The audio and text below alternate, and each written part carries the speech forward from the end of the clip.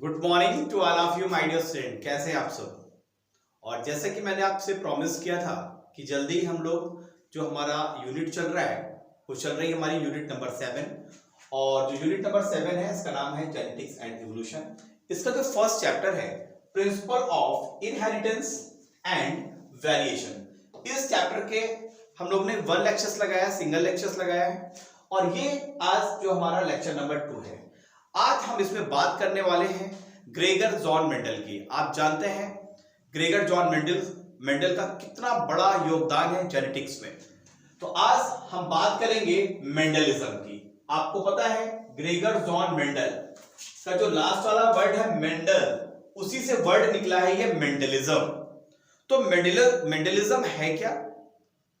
Gregor John Mendel के बारे में वो सारे फैक्ट जहां से क्वेश्चंस हमारी नीट एग्जामिनेशन में बन सकते हैं उनकी बात करेंगे। तो आइए दोस्तों स्टार्ट करते हैं इस सेशन को, मेंडलिज्म को, और समझते हैं कि मेंडलिज्म है क्या और मेंडल से रिलेटेड बहुत सारे फैक्ट्स की भी हम बात करेंगे। क्यों उनको प्रॉपर पहचान नहीं मिल पाई, क्या रीजंस थे, मेंडल के सक्सेस होने के क्या रीजंस थे, तो इन सभी की बात आज इस सेशन में हम लोग करेंगे। तो चलिए दोस्तों स्टार्ट करते हैं इस अपने ब्यूटीफुल सेशन को। हमको ये समझना है कि what is the Mendelism. Mendelism है क्या? देखिए सबसे पहला पॉइंट आता है, आपको पता है मेंडल ने बहुत सारे एक्सपेरिमेंट परफॉर्म किए हैं मेंडल के द्वारा। टॉपिक क्या था? Genetics and description of mechanism of hereditary process and formulation of principles are known as Mendelism. Mendelism का मतलब क्या बताया गया है यहाँ पे? मेंडलिज्म का मतलब ये बताया गया है कि जो मेंडल्स ने डिफरेंट टाइम्स पे जो एक्सपेरिमेंट्स किए हैं, पी प्लांट्स पे, आपको पता है गार्डन पी प्लांट्स में, जिसका जो बॉटिकल नेम है पाइजम सैटिवम पे, उन्होंने जो वर्क्स किया है जेनेटिक्स में, और जो उन्होंने डिस्क्रिप्शन दिया है, किसका डिस्क्रिप्शन दिया है? मैकेनिज्म ऑफ हेरिडिटरी प्रोसेस का, कि जो कैरेक्टर्स हैं वो एक जनरेशन से दूसरे जनरेशन में कैसे ट्रांसफर्स होते हैं, क्या उसके रूल्स होते हैं, क्या उसके रेगुलेशन होते हैं, उसकी मैकेनिज्म्स क्या है, इन सभी के बारे में उन्होंने बताया है। एंड फॉर्मुलेशन ऑफ प्रिंसिपल्स, और डिफरेंट इन्होंने प्रिंसिपल दिए। आपको पता है ना, लॉ ऑफ डोमिनेंस है, तो बहुत सारे लॉज की भी हम लोग बात करने वाले हैं। तो जो एक्चुअली जो प्रॉपर सारा वर्क जो मेंडल्स कर रहा है जेनेटिक्स पे, डिफरेंट एक्सपेरिमेंट, डिफरेंट प्रिंसिपल्स जो उन्होंने दिए हैं, इन सभी को मिला के हम एक सिंगल वर्ड उसके लिए यूज करते हैं, उसको हम बोलते हैं मेंडलिज्म। क्लियर हुआ बेटा? मेंडलिज्म का मतलब क्या है कि experiment perform by Mendel on genetics and description of mechanism, किसकी मैकेनिज्म? ऑफ हेरिडिटरी प्रोसेस, कि वन जनरेशन से दूसरे जनरेशन किस तरीके से कैरेक्टर्स ट्रांसफर्स होते हैं, इसकी बात उन्होंने की। और जब इन्होंने ये सारे एक्सपेरिमेंट किए, उसी के दौरान कुछ प्रिंसिपल्स भी इन्होंने दिए, इसकी बात आज हम लोग करने वाले हैं। और इसी सबको मिला के हम एक वर्ड में बोलते हैं कि दिस इज द मेंडलिज्म। अर्थात ग्रेगर जॉन मेंडल के द्वारा किए गए वो सारे काम, उनके द्वारा दिए गए जो प्रिंसिपल्स हैं, उन सभी को हम मिला के बोलते हैं मेंडलिज्म। नेक्स्ट पॉइंट क्या कहते हैं? Mendel postulated various experimental laws in relation of genetics। आपको पता है जेनेटिक्स की वास्तव में शुरुआत ही मानी जाती है ग्रेगर जॉन मेंडल के वर्क से। इसके पहले कुछ भी कोई जानकारी नहीं थी, लेकिन ग्रेगर जॉन मेंडल, आपको पता है किस तरीके से गार्डन पी पर उन्होंने वर्क किया और लगातार वर्क करते रहे, और किस तरीके से उन्होंने डिफरेंट प्रिंसिपल दिया। इसी वजह से ग्रेगर जॉन मेंडल, आपको पता है, बहुत ही फेमस है और वेल नोन नेम है जेनेटिक्स में। तो चलिए, तो हम लोग ने यहां पर यह समझा कि मेंडलिज्म क्या होता है। थोड़े से सेशन को आगे बढ़ाते हैं और हम बात करते हैं ग्रेगर जॉन मेंडल से रिलेटेड जो उनकी लाइफ साइकिल रही है, उनका जन्म कहां पर हुआ है, कहां पर उन्होंने वर्क किया, कौन सा जर्नल था जिसपे उनके वर्क प्रकाशित हुए, इन सभी की बात अब हम लोग स्टेप बाय स्टेप कर लेते हैं। क्योंकि आपको पता है नीट में ग्रेगर्स और मेंडल से भी क्वेश्चंस पूछे गए हैं, इनकी लाइफ्स के बारे में भी, जो उन्होंने पब्लिश किया है पेपर, इसके बारे में भी। तो चल सबसे पहला पॉइंट ये कहता है कि जो मेंडल का जो जन्म हुआ है आपको पता है ऑस्ट्रिया में हुआ है, और जो टाइम था इनका ये था 1822 और 22 जुलाई को इनकी डेट ऑफ बर्थ है। मतलब हैप्पी बर्थडे कब है इनका? 22 जुलाई, और ईयर क्या था? 1822। कंट्री कौन सी थी? कंट्री थी ऑस्ट्रिया। सेकंड पॉइंट कहता है कि अगर इनके वर्ग की बात करी जाए तो वर्ग जो इन्होंने स्टार्ट किया है वो 1856 टू 1857। जो बच्चे हिस्ट्री के होंगे आपको पता है कि 1857 की क्रांति से, आपको पता है कि इंडिया में 1857 की क्रांति हो रही थी देश को आजाद कराने के लिए। लेकिन वहीं पर आप देखिए कि ग्रेगर्स और मेंडल कहां लगे हुए थे? अपने जेनेटिक्स के वर्क पे लगे हुए थे। तो उन्होंने इसी साल 1856 से 57 के बीच उन्होंने अपने वर्क को स्टार्ट किया, अपने जो हिस्टोरिकल एक्सपेरिमेंट थे उसको स्टार्ट किया, experiment of heredity on P. और जो उनका एक्सपेरिमेंटल जो प्लांट था, जिस प्लांट पे उन्होंने अपने एक्सपेरिमेंट किए थे, यहां से भी क्वेश्चंस पूछे जाते हैं। ये था गार्डन पी, जिसका बॉटनिकल नेम है पाइजम सटाइवम। सिंपल सी इंफॉर्मेशन है। चलिए थोड़ी सी आगे बढ़ते हैं। His experiment work continue on pea plant till 1865. Start कब किया था इन्होंने? 1856 टू 57, और लगभग 1865 तक इन्होंने अपने वर्क किए। तो लगभग अगर आप देखें तो लगभग 8 टू 9 इयर्स लगभग इनके वर्क रहे। 8 से 9 साल तक इन्होंने प्रॉपर लगातार कंटिन्यू अपने एक्सपेरिमेंट करते रहे। The result of this experiment were published in the Science Journal. बस यही से क्वेश्चंस बनने की संभावना है। पूछा जा सकता है कि जो इन्होंने काम किए, जो उन्होंने एक्सपेरिमेंट किए थे, वो पहली बार जो पब्लिश हुए थे वो साइंस जर्नल का नाम क्या है? तो साइंस जर्नल का नाम है नेचर फॉर सेंसर वेरिएंट इन 1866।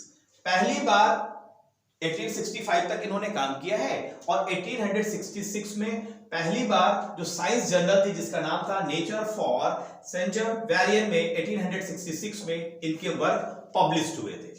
ये जर्नल जो था, ये जो जर्नल था वो जर्मन लैंग्वेज में था। पूछा जा सकता है कि जो जर्नल में इनके वर्क पब्लिश हुए थे उसकी लैंग्वेज क्या थी? तो जर्मन लैंग्वेज था, और उसका जो टाइटल था इनके वर्क का बहुत इंपॉर्टेंट है, वर्च्यू उबर प्लाजेंट हाइब्रिडियन।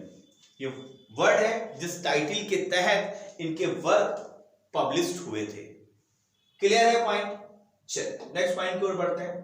एक बहुत अच्छा क्वेश्चन यहां से नीट का फ्रेम हो सकता है।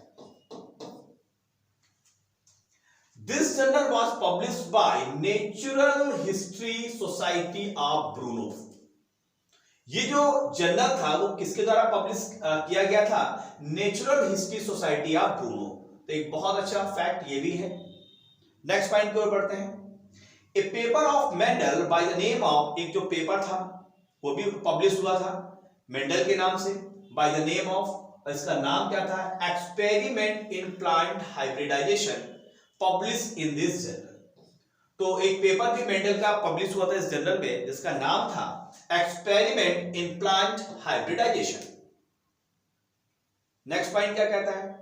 Mendel was unable to get any popularity. आपको पता है कि मेंडल ने इतना अच्छे काम किए, इतने अच्छे प्रिंसिपल्स इन्होंने दिए, यस, लेकिन उनको प्रॉपर पहचान नहीं मिल पाई।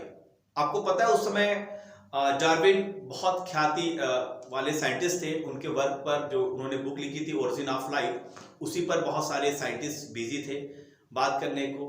और दूसरा, क्यों इनको पॉपुलैरिटीज नहीं मिल पाई, बहुत सारे अच्छे अच्छे पॉइंट्स है, इसकी भी बात इस सेशन में आज हम लोग करने वाले हैं। तो मेंडल्स को जब तक जीवित थे उनको कोई पहचान नहीं मिल पाई। लगभग मेंडल्स के 34 साल बाद, 34 साल तक भी उनके जो एक्सपेरिमेंट थे हिडन थे। 34 इयर्स के बाद उनके एक्सपेरिमेंट्स को देखा गया, सराहा गया और पहचाना गया उनके वर्क को। तो अगर हम बात करें तो Mendel was unable to get any popularity, no one understand of him, he died in 1884। जन्म कब इनका हुआ था? 1822 में, और इनकी जो डेथ हो गई वो हो गई 1884 में।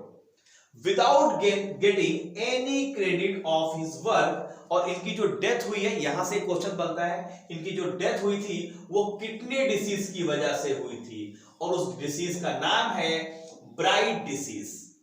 ये क्वेश्चन पूछा जा चुका है कि मेंडल्स की डेथ का रीजन क्या था। तो मेंडल की डेथ का रीजन था किडनी डिसीज, और उस डिसीज का नाम है ब्राइट डिसीज। क्लियर है बेटा? तो ये कुछ पॉइंट्स थे जहां से मे भी क्वेश्चन फ्रेम हो सकता है फॉर द नीट। ये सारे पॉइंट्स हम लोग ने देख लिया है। नेक्स्ट पॉइंट देखते हैं। After 16 years of Mendel death in 1900 Mendel postulated were rediscovered. लगभग 16 years के बाद जो मेंडल्स ने प्रिंसिपल दिए थे, इन प्रिंसिपल को फिर से रीडिस्कवर्ड किया गया, क्योंकि 3 ऐसे साइंटिस्ट थे जो अनभिज्ञ थे एक दूसरे से, और वो भी वर्क कर रहे थे, और वही उन्होंने रिजल्ट्स दिया था जो मेंडल दे गए थे। तो लगभग 16 years के बाद मेंडल्स ने जो प्रिंसिपल दिए थे वो फिर से रीडिस्कवर्ड हुए हैं, लेकिन मैं बार बार बोल रहा हूं जो पहचान मिली है वो 34 years के बाद मिली है। चलिए नेक्स्ट पॉइंट की ओर बढ़ते हैं।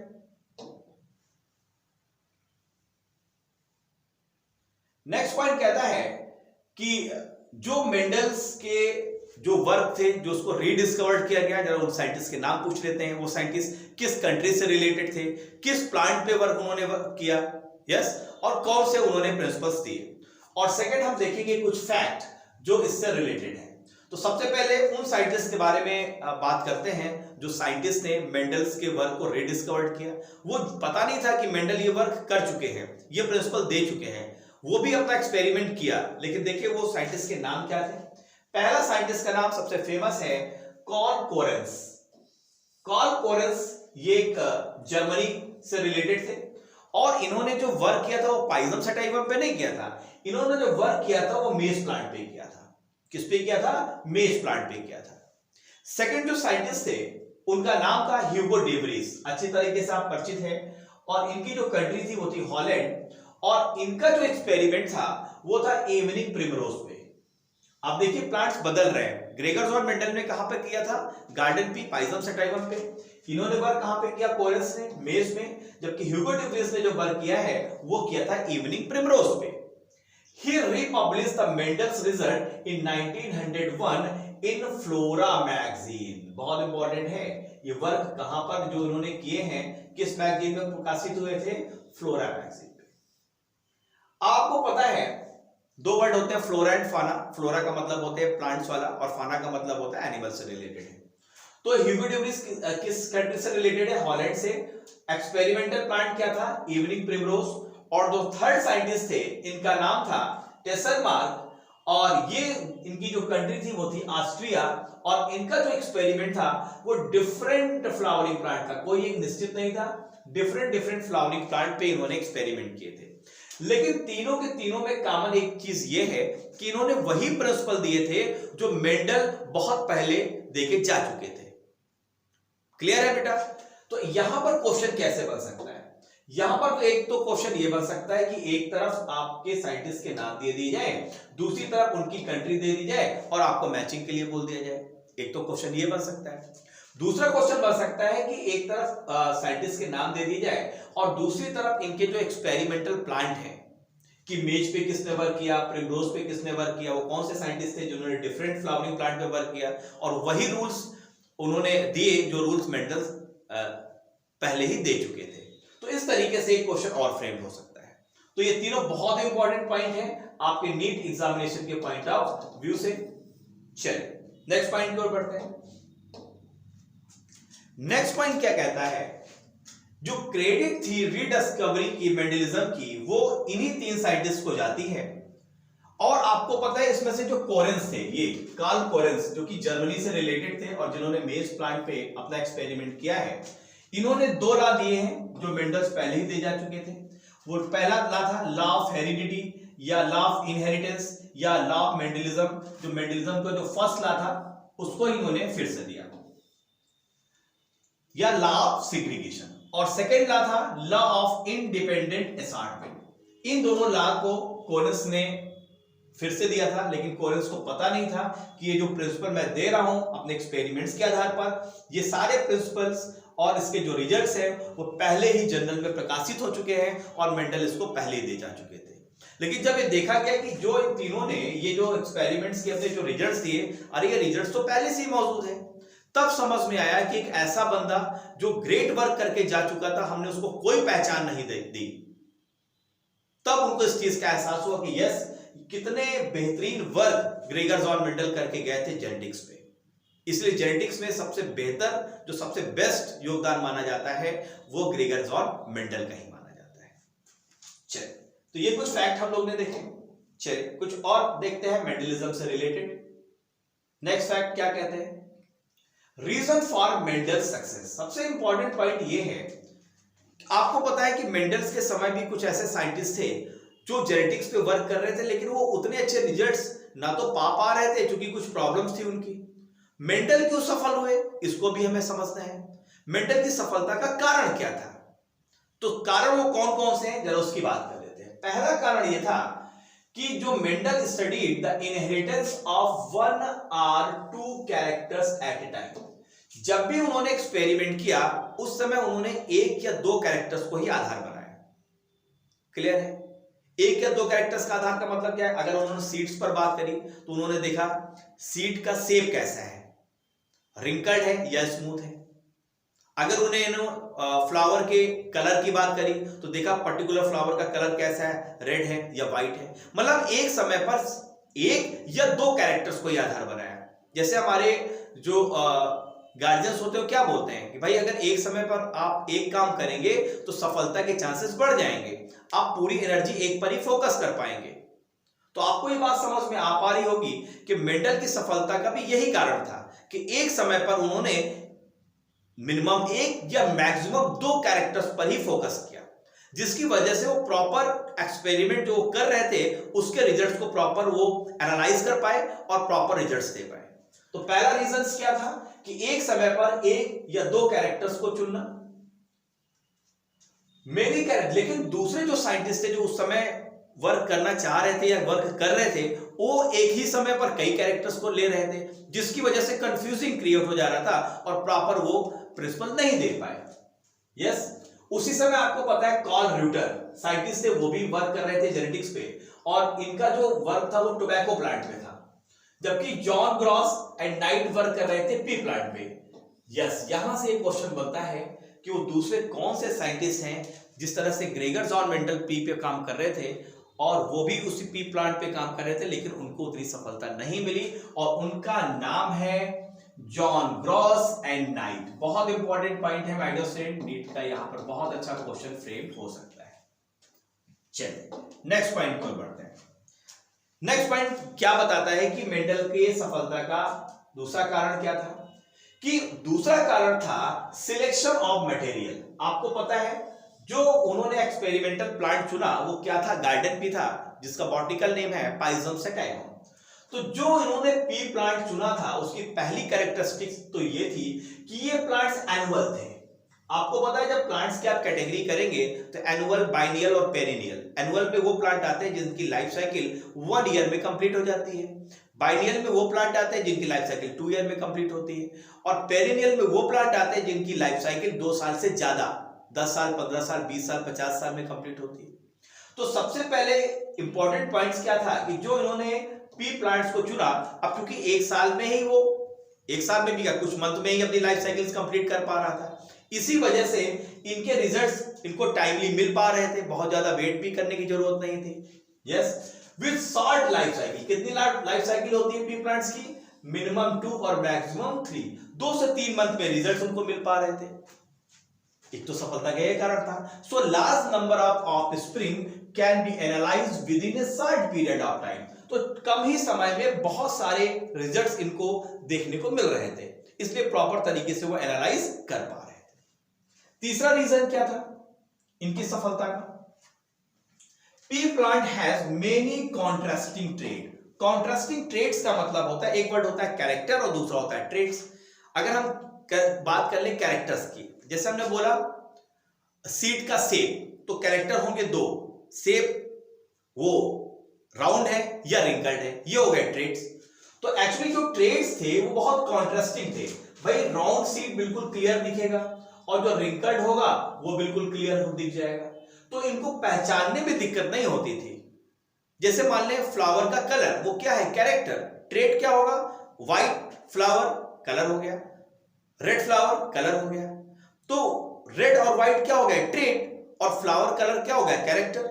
तो जो ट्रेड्स थे वो बहुत कॉन्ट्रास्टिंग थे। कॉन्ट्रास्टिंग वर्ड आपको पता है, आप जब टीवी में सेटिंग करते हैं तो कॉन्ट्रास्ट बढ़ा देते हैं तो चमक बढ़ जाती है, ब्राइटनेस बढ़ जाती है, इससे प्रॉपर जो उसमें पिक्चर चल रही बहुत क्लियर हो जाती है।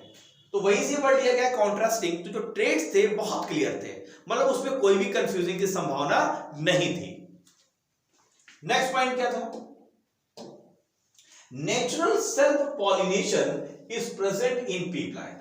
अब चूंकि नेचुरल सेल्फ पॉलिनेशन, वो प्लांट खुद ही पॉलिनेट हो पा रहे थे सेल्फ, उसमें किसी तरीके की आर्टिफिशियल पॉलिनेशन की जरूरत नहीं थी, तो ये भी एक बहुत प्लस पॉइंट था उनकी सफलता का। Cross pollination can be performed in artificially, so hybridization can be made possible. अब चूंकि यहां पर क्रॉस पॉलिनेशन को भी बहुत आसानी से किया जा सकता था, छोटे छोटे प्लांट्स थे, अगर प्लांट कभी 10 मीटर का होता और फिर वहां पे पॉलिनेशन कराने होते और फ्लावर वहां पे लगता तो कितनी प्रॉब्लम होती। छोटे छोटे प्लांट्स हैं, आसानी से ये क्रॉस पॉलिनेशन भी करा पा रहे थे, ये भी एक रीजन था जिसकी वजह से जो हाइब्रिडाइजेशन है, हाइब्रिडाइजेशन के रिजल्ट भी प्रॉपर देखे जा सकते थे।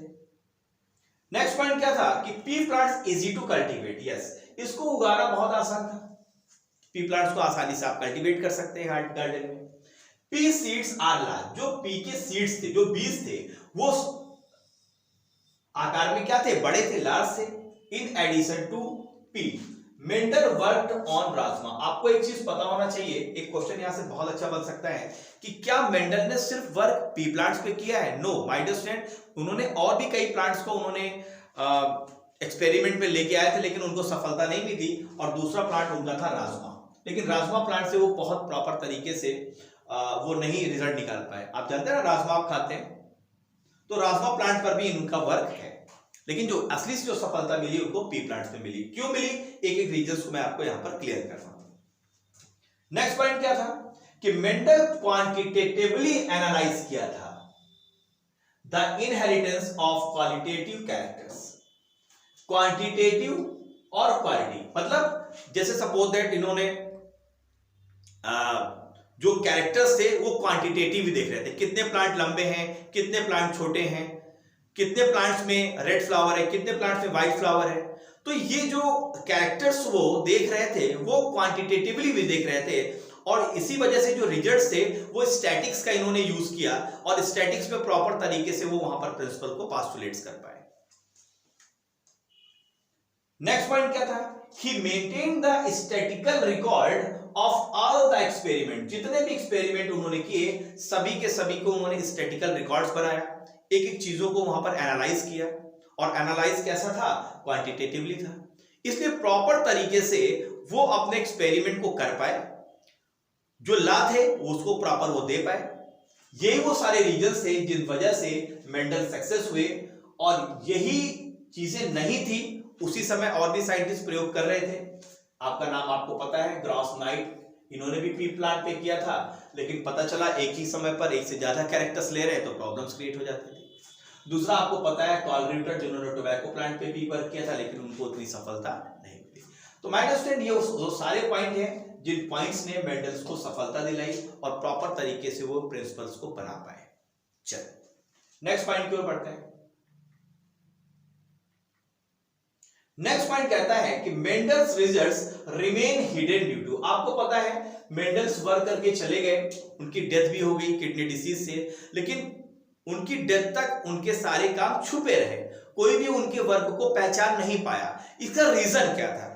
तो अगर हम रीजन की बात करें तो आपको पता है उसी समय डार्विन की बुक पब्लिश हुई थी जिसका नाम था ओरिजिन ऑफ स्पीसीज। ये पब्लिश हुई थी और जितने भी साइंटिस्ट थे पूरी दुनिया के, वो इसी बुक की डिस्कशन पे लगे हुए थे कि इस बुक पे दिए गए पॉइंट सही हैं या गलत। आपको पता है डार्विन बहुत महान वैज्ञानिक हैं, थे उस समय, और सबसे ज्यादा पॉपुलर थे। तो जो लोग पॉपुलर होते हैं अगर वो कुछ चीज कह देते हैं या कुछ चीज कर देते हैं तो उसी पर लोग बिजी हो जाते हैं। ठीक है, जैसे हमारे देश के प्रधानमंत्री कुछ बोल दे तो सारे लोग उसी पर बिजी हो जाए, और दूसरे स्टेट का कोई अगर सीएम चीफ मिनिस्टर कुछ बोलता है तो उस पर लोग ज्यादा ध्यान नहीं देंगे। ठीक वैसे ही यहां पर भी हो रहा था। और आपको तो पता है ग्रेगर जॉन मेंडल की कोई ख्याति तो थी नहीं कि बहुत ज्यादा कोई फेमस थे तो उन पर कोई ध्यान देता। तो ठीक वही चीज यहां पर भी हुआ। तो डार्विन की बुक के डिस्कशन में उस समय के साइंटिस्ट लगे थे, जिस वजह से वो मेंडल्स के वर्क को ध्यान नहीं दे पाए। मेंडल्स के जो आइडिया थे वो उस टाइम से बहुत आगे थे। भाई अगर आप अभी इस शताब्दी में हैं और आने वाली अगली शताब्दी के बारे में आप बात करें तो लोगों को विश्वास ही नहीं होगा। जैसे आपको पता है जब ये इंटरैक्टिव पैनल नहीं था और जब लोग छोटे छोटे बोर्ड्स पे पढ़ाते थे तो किसी ने तो सोचा होगा कि भाई एक इंटरैक्टिव पैनल बोर्ड लाते हैं तो जो लिखने की प्रॉब्लम्स है वो खत्म हो जाएगी, आसान हम कर देंगे, बच्चों को और अच्छी तरीके से पढ़ा पाएंगे। तो अगर उस समय कोई ये बंदा बोलता तो लोग उस पर ध्यान ही नहीं देते, क्योंकि वो जो बात कर रहा है बहुत आगे की बात कर रहा है। ठीक वैसे ही यहां पर भी ऐसा हुआ कि मेंडल्स के जो लॉ थे, एक तो वो स्टैटिक्स पर बेस्ड थे, तो स्टैटिक्स तो वैसे भी समझ में नहीं आती, आपको पता है बायो के बच्चों को वैसे भी मैथ्स से भागते हैं। और यहां पर देखिए जो साइंटिस्ट थे ये भी जो यूज कर रहे थे तो स्टैटिक्स यूज कर रहे थे, और आप जानते हैं स्टैटिक्स कितनी टफ होती है, बताने की जरूरत नहीं है। तो जो मेंडल्स के आइडिया थे उस टाइम से भी काफी आगे थे, इसलिए भी इनको प्रॉपर तरजीह नहीं मिल पाई। नेक्स्ट पॉइंट क्या था? Mendel use higher statical calculation, जो उनका कैलकुलेशन था वो भी बहुत हायर था। In his experiment so the results were complicated to understand, इसलिए उनके रिजल्ट्स को समझना बहुत जटिल था, कॉम्प्लिकेटेड था, इसलिए भी उनको पहचान नहीं मिल पाई। Mendel also perform his experiment on hieracium, और इसको हॉक बीट्स बोलते हैं, इस प्लांट पर भी इसने वर्क किया था, हाइरेकियम में भी वर्क किया था इन्होंने प्लांट में। और किसका सजेशन था इस प्लांट में वर्क कराने के लिए? इसका सजेशन था कार्ल नगेली साहब का। लेकिन मेंडल यहां पर इस प्लांट में सफल इसलिए नहीं हो पाए थे क्योंकि इस प्लांट में क्या होता है, पार्थिनोजेनेसिस होती है। तो पार्थिनोजेनेसिस आपको पता है, पार्थिनोजेनेसिस इस प्लांट में होती है, इस वजह से वो प्रॉपर रिजल्ट्स ही नहीं देख पाए कि रिजल्ट्स आ क्या रहे हैं।